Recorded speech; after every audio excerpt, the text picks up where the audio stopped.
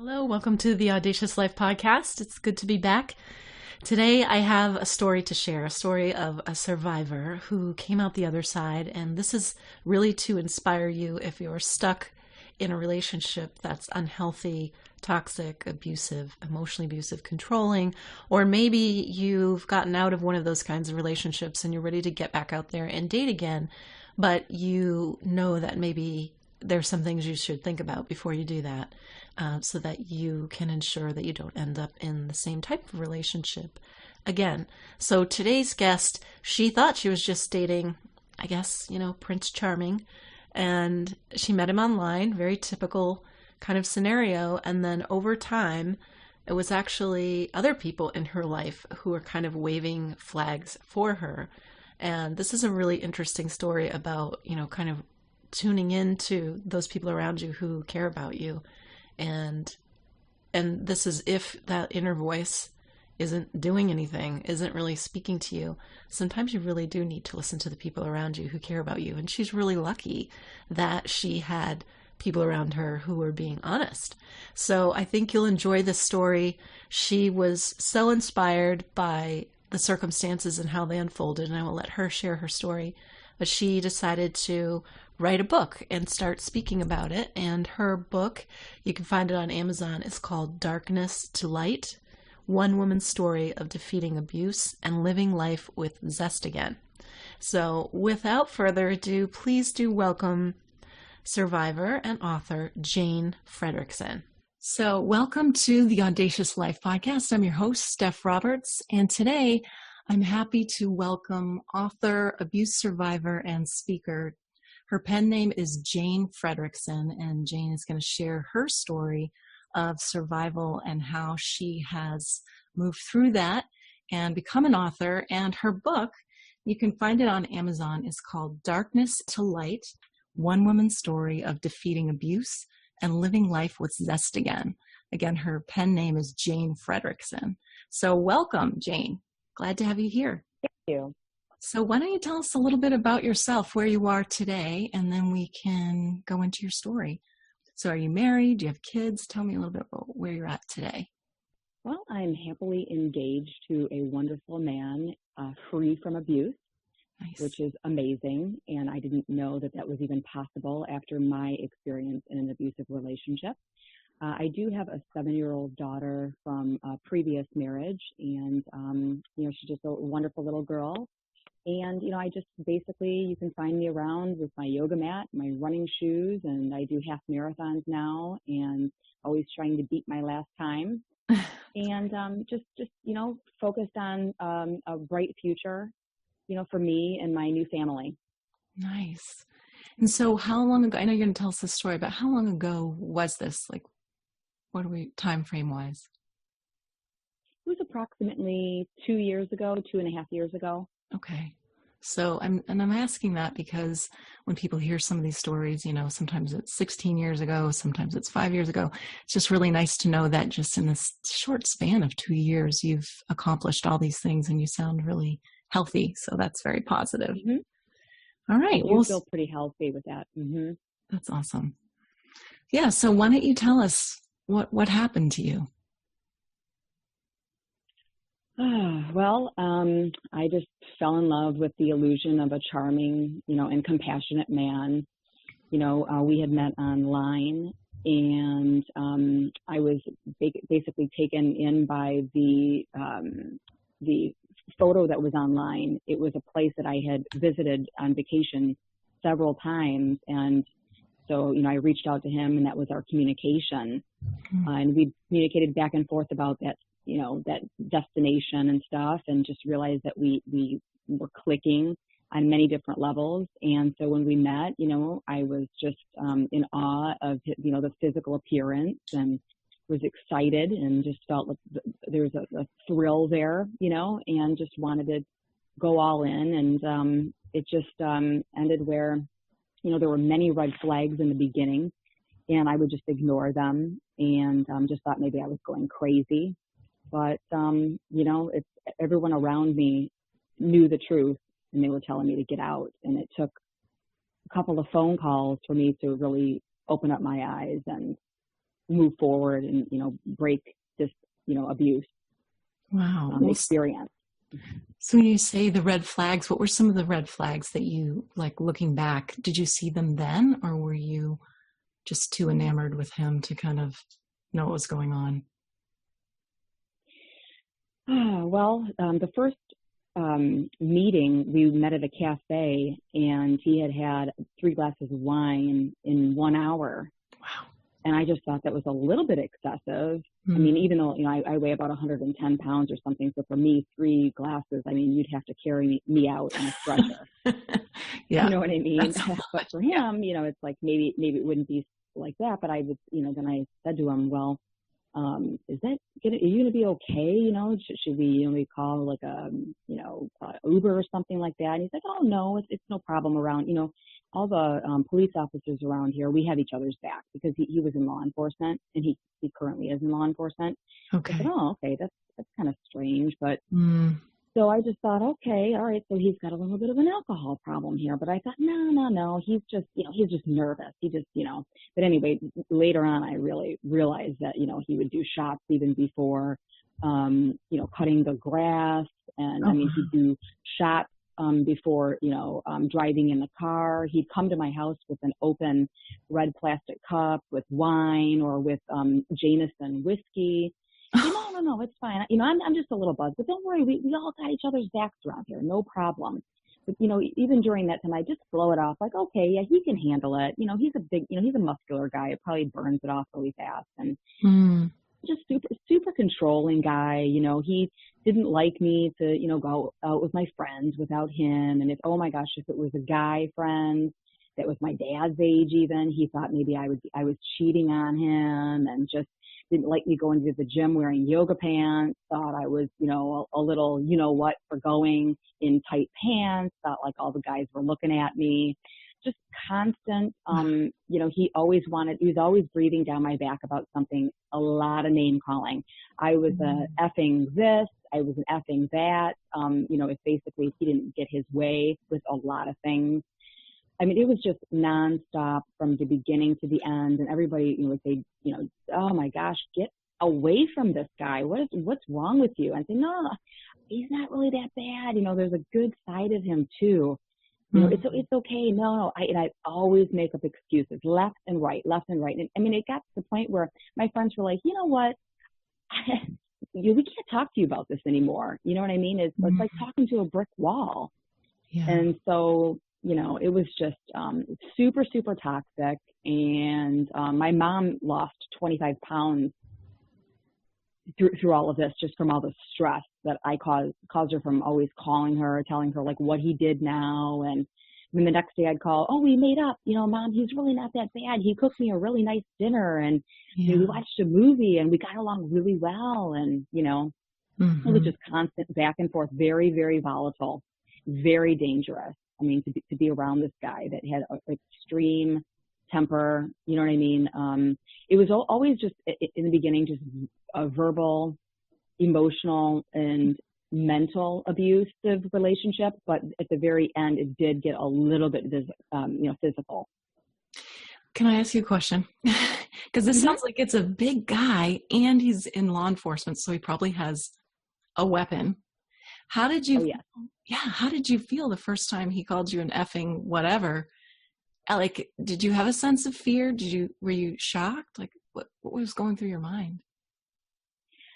I kind of have a tough personality anyway, with thick skin. So, he'd say all this stuff. I'm like, whatever, and then it never really made me nervous at all, because I felt like, oh, well, he loves me. It's not like he's going to do anything to really harm me. He's just all just saying all this crap, but after a while, I mean, I don't think I was ever really afraid of him for whatever reason. I feel like I could always like stand up for myself, and I always thought, he's going to change.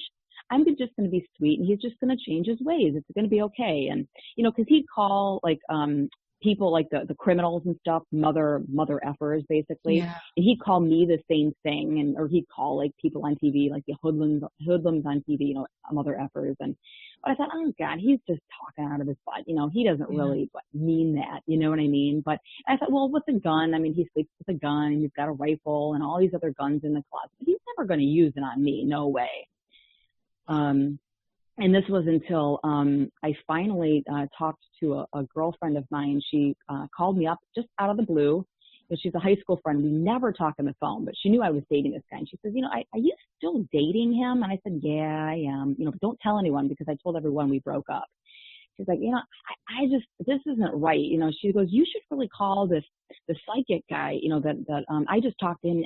I got a really good reading. He just told me all these things I never shared with anyone else. I think you should really talk to him.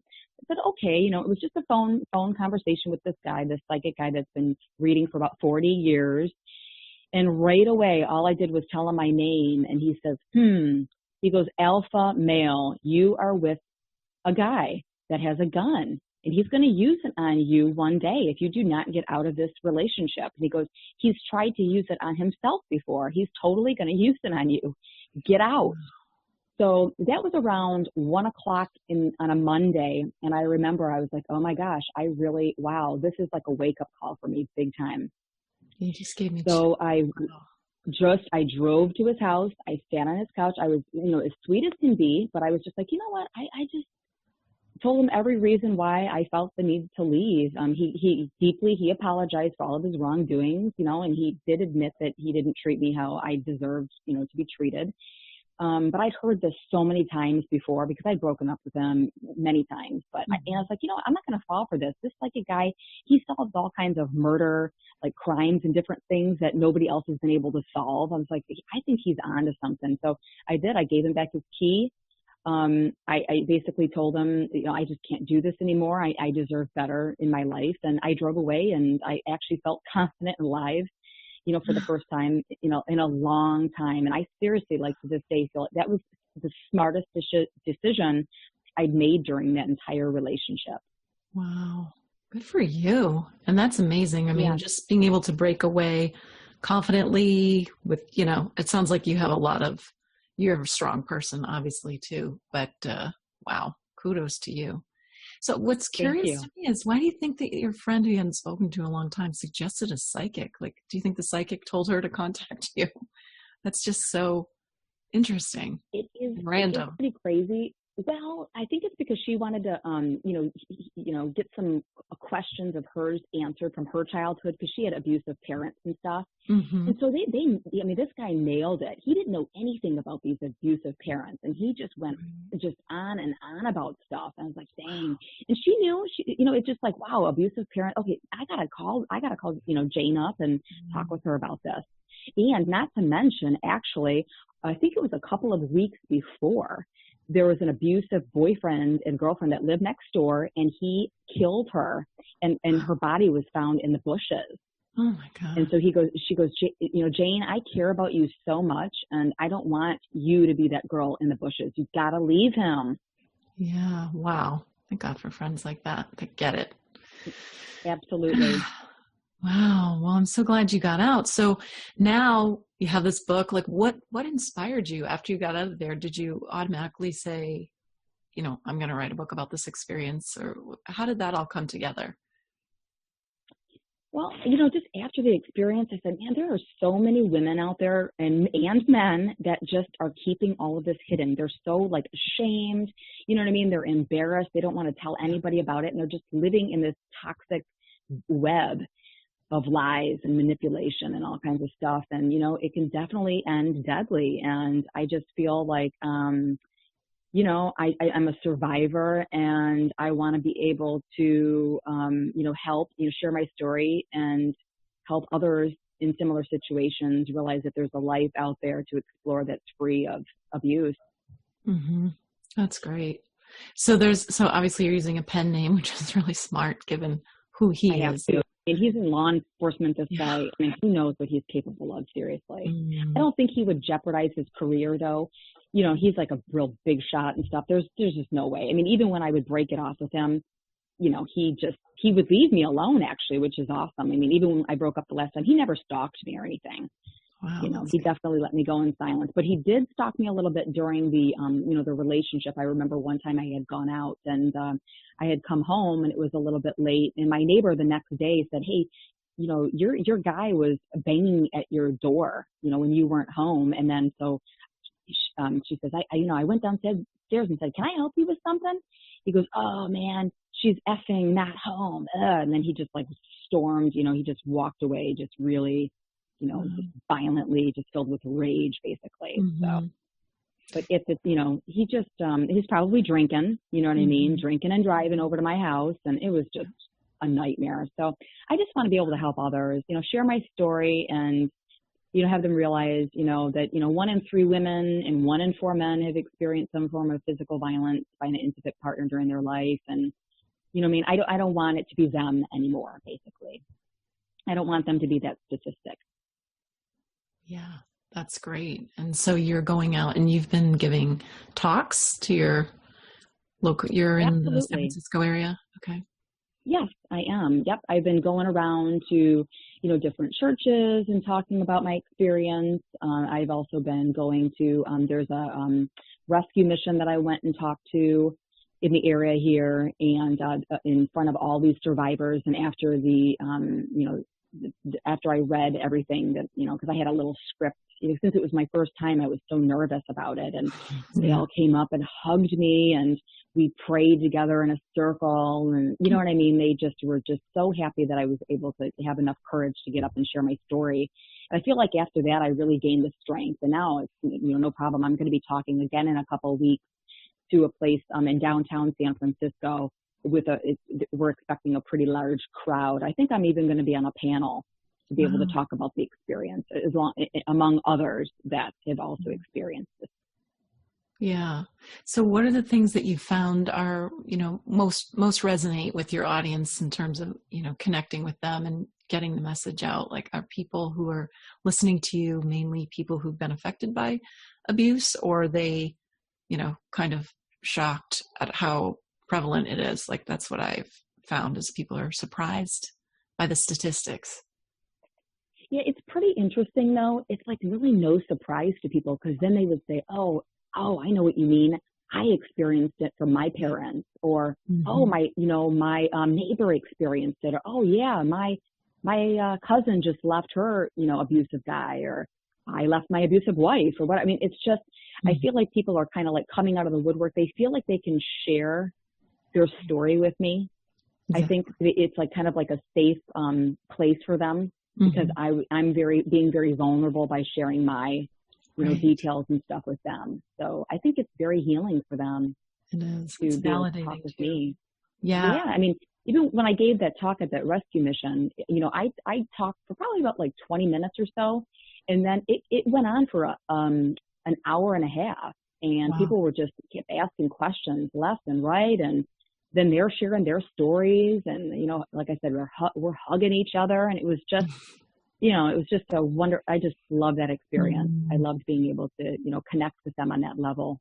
That's excellent. It's so great that you're able to turn it around and reach out and, use and be vulnerable. And I mean, you're obviously putting yourself out there, even though you have a pen name, you're not exactly protected. So, just being brave and sharing, it's very bold. And I think that's really commendable. So what are the things that people are either asking you, or the kinds of advice you tend to give people who are either getting out, want to get out? Like, do you have advice that you give people that you want to share here? Yeah, I mean, I talk a lot about it in my memoir as far as like what to do and stuff. And even on my website, if you go to janefredrickson.com, there's a list of resources and all these different sites. They can click on the links and look, to see. I mean, there's article after article on the science of abuse and little quizzes online that you can take to see, are you in an abusive relationship? But chances are, if you're looking it up, typing in, am I in an abusive relationship? You know what I mean? Like, your gut is telling you something. Yeah. There's not really so much advice other than to start talking to your family about this, talk to your friends, figure out an exit strategy. You don't have to stay in it. If you're worried about your finances, maybe you need to have a roommate or something, or there's definitely, where there's a will, there's a way. That's how I feel about it. Yeah. But there's a whole life out there, you definitely deserve somebody that's going to treat you with love and respect. And, there's people out there that would never abuse you. Right. Yeah. Well, and good for you for finding somebody. So you have a new man in your life, and how did you find this amazing man? Well, it's funny because we had met before, and you know, we were just friends for a while first, and you know, he had taken me out to eat a couple of times, and the last time that we went out to eat, I said, okay, I'm going to have you over for, you know, for a salad, and you know, in a while here, and just to, you know, pay you back basically for the 2 times that you took me out. Mm-hmm. And then, you know, I got caught back up with, you know, that person that I was with, the abusive guy, and then he ended up with a crazy girlfriend for a while and stuff. And so it's funny because we basically broke up with our crazy, you know, partners around the same time. And I said, hey, Wow. you know, and then he randomly, you know, sent me a text message, hey, you know, how's everything going? And I said, oh my gosh, you know, it's just been, you know, insane what I've been going through. How about you? He said, same thing. I go, why don't you come over for that salad? And that was actually pretty soon after the getting out of this abusive relationship. I didn't even expect anything. I thought, I'm just having this guy over for salad. He's just a good friend of mine. No big deal. You know, I almost just wanted to just open the door in my pajamas. I really didn't care. Oh, And I thought, no, you know what, let me just put a nice dress on just to make myself feel good. You know, it was the summertime. It was a little warm. And, you know, it's like that hug, that connection. I just felt like such warmth and love coming from him, and such a safe feeling. Yeah. We ended up, that date lasted 12 hours, and we've been inseparable ever since. Wow. That's amazing. Well, the fact that you were willing to go to the door in your PJs shows you were obviously very comfortable with him too, right? Oh, yeah, for sure. Yeah.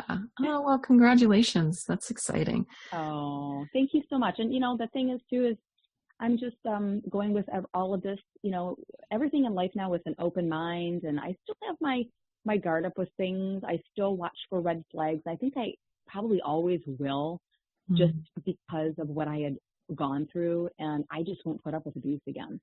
Yeah. So what are the things that you look for? I mean, this is really inspiring, and people who've been in these relationships need to hear that you can get out, you can get to the other side. And I'm just curious, in terms of what you just said, do you tend to, I think when we've been through this, we have a totally different lens on things, and we see relationships and marriages with people and the way that they treat each other in a totally different way, because we're kind of, you know, we're attuned to this. But what do you look for with your friends or family members? Like, what are the kinds of things where you might step forward and say, hey, that's not cool? What are those? Oh man, I would just say, you know, somebody that's like blowing up your phone if you're going to the mall or something, questioning, you know, what are you doing? Why are you there? What's going on? Did you meet somebody? You know, somebody that's just making you feel crazy or second guessing yourself.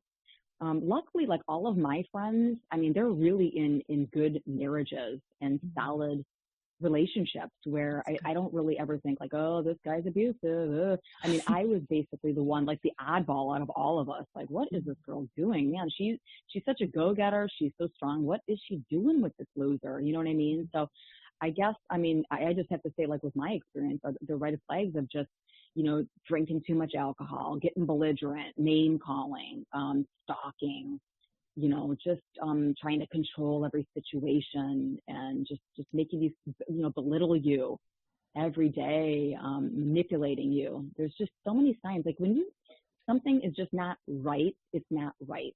I mean, the gut does not lie. And I just have to emphasize that. Yeah, so true. We have to tune into that. I think with a lot of the women that I've interviewed who are survivors, they just have had so many years in these relationships where they don't, that inner voice, they question it. They don't listen to it anymore, and they kind of tune it out because they think that this person is right. So this is, you know, people who've been in relationships for maybe a decade or more. So hopefully people can steer clear of that so that doesn't happen. I don't know. For me, I just like, it's like, oh man, you know, I just want him to change. I see such good in him, you know, and I think a lot of people do that in relationships. Oh, I can change him. It's okay. You know, oh gosh, he has such a great family and they all love me and stuff. Can't you see that? I've got such great qualities and stuff. But, you know, people like that, they're never going to change, you know, and they love themselves. And they also, the only thing they love about you, I feel, is they love to abuse, control, and manipulate their partners. That's it. Mm-hmm. But, you know, deep down, I really feel these people are lonely, they're dark, they're angry, and they want to take their partners down with them, you know? Right. Misery loves company. Yeah, I just want people, you know, to realize that they can live their lives free of violence. Down the road, they can learn to trust again. Maybe they do need a time where they need to be single for a while, just to have a time of like, you know, introspection and things like that, and just to try to find ways of making themselves happy again, whether it's, you know, like how I do now, that running the half marathons, or trying a new yoga class, or taking an art class, or just going, you know, in meditation, going, you know, walks in nature and stuff. Whatever it is that, you know, makes their heart skip a beat, they should just go out and do it and explore it. And, you know, I think when the time is right, when they're doing all this stuff and they're in their elements and they're just feeling good and they're feeling confident, they're going to attract the right person. Because if they're not, and they're just jumping from relationship to relationship, I feel like they're going to keep with that abusive cycle. That's their pattern. They're just going to, that's all they know. That's all they're comfortable with. And they're going to just continue dating abusive partners. Right. Totally agree. That's all great. And I was going to ask you actually about the yoga piece, because I found that for myself, that was a huge part of kind of reconnecting with that inner voice, feeling more grounded, having more clarity. Yeah. I think it's like the breathing, the whole intentional piece of all of that. So I think when people say, get on the mat, figure it out on the mat, until you've tried it, you really don't get what that means. But that is like, that's a form of therapy in itself, for sure. It really is. And I do all kinds of strange, I mean, I've been practicing yoga since I was, you know, I don't know, probably 18 or 19 years old. Mm-hmm. So, but I go to these like hot yoga classes, and there's 26 different poses in the Bikram yoga. And so after each pose, like I put my hand back down by my side, and I always just say thank you to myself. Like, oh, I just finished another pose. I just did this, and I went deeper into that pose. Thank you, like, universe, for allowing me to do this. Like, but I'll tell you what, when I was all wrapped up in that toxic relationship, I could not go deep into my yoga poses. I would go into these classes with, you know, face was all broken out. My guts were, you know, all in knots. I would feel so sick to my stomach. I didn't even want to be in there. I would walk out of class early because I felt so horrible about myself. And, you know, because maybe we had just argued either the night before, or even right before even driving up to the class, he'd be, you know, just on my phone, where are you? How long are you going to be? Just going crazy with it. It's like, you know, I would never deal with someone like that ever again, questioning me where I am. Mm-hmm. Yeah, that just sounds awful. Mm-hmm. Whew. Well, I'm so glad that you got out. I think that's incredible. And it sounds like, you know, you like owe a debt of gratitude to your friend for connecting you with the psychic. And it's an extreme message that you got, but sounds like it was. Yeah, it's like, I seriously feel I probably would not be alive today if it was not for those two phone calls, the one from my girlfriend and then the one from the psychic. Seriously. Because, you know, I mean, the guy, you know, the psychic told me he will use that gun. I'm thinking, you know what? He would. Because toward the end of our relationship, we had gone to this military hotel, and we were trying to celebrate our 1-year anniversary, which was a complete disaster. Mm-hmm. And because I didn't give him his routine sex because we had been arguing the whole ride down. Mm-hmm. So in the morning, I awoke to my bangs being not pulled really hard, but he had his hand on them.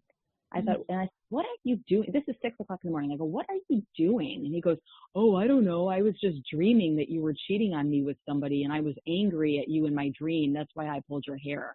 I'm like, huh? Uh-oh. I'm thinking, no way. The gut said he was awake and he was trying to test your pain tolerance. He was not sleeping, dreaming about anything. No way. He's lying. And that's what they do. They love to lie. They love to manipulate. They love to make you think you're crazy. So yeah, jeez. Yep. Now it's like I'm trying to live, you know, authentically alive, and I feel like I'm proud of myself for building a new life, the one that's free from abuse, and I want to create a ripple effect which greatly reduces and eventually ends all form of domestic violence. And that's why I'm going out and giving presentations and talking to as many people as possible and educating them. Wow. Well, if people want to find out more about you, Jean, And your book, let's tell me the title of the book again and where they can get it. Sure. It's Darkness to Light, One Woman's Story of Defeating Abuse and Living Life with Zest Again. And it's right on Amazon. I mean, you can order the paperback or Kindle version. Okay. And you can just check out my website too. And just, I've been writing some blogs about, just different tips and things like that of, signs of abuse, or it's okay to be single for a while, that type of thing. So I'm having fun with writing these blogs. I do have a journalism background and stuff, so writing is also a passion of mine. Yeah. And I feel it's also just it's a great way for me to continue healing. I mean, we all have our days and stuff, and sometimes I second guess myself. Even in the relationship that I'm in right now, it's like, oh my gosh, is he abusing me or whatever, but it's not that. It's just the mind is playing tricks sometimes. And so it's very helpful and healing for me to continue with the writing and stuff. So yeah, people can go to janefredrickson.com and just click on the blogs, or like I said, with the resources, just to learn more about where, they can read articles or even connect with online counselors and stuff. There's a site called, which is really awesome, called loveisrespect.org. And they can go in there and they can chat 24/7 with an online counselor. I just love it. Oh my gosh.